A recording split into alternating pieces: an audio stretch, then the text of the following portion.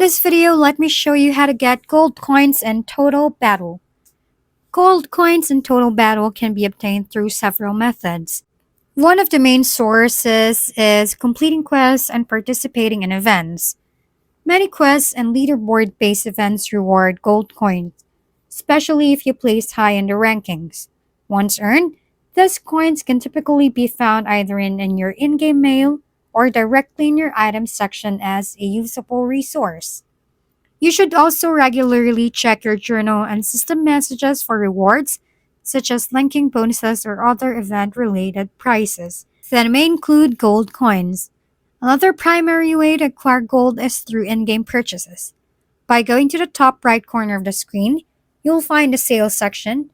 Many of the sales offer specific gold packages. For example, one may include 18,000 gold as seen in the top left corner of the offer box. Most sections will have it clearly highlighted, allowing you to know exactly how much you will receive when you make a purchase with real money. Those are the most common ways to earn or purchase gold coins in Total Battle. If we've been helpful, kindly give us a thumbs up and don't forget to hit the subscribe and bell button for more contents. For any questions and suggestions, comment down below.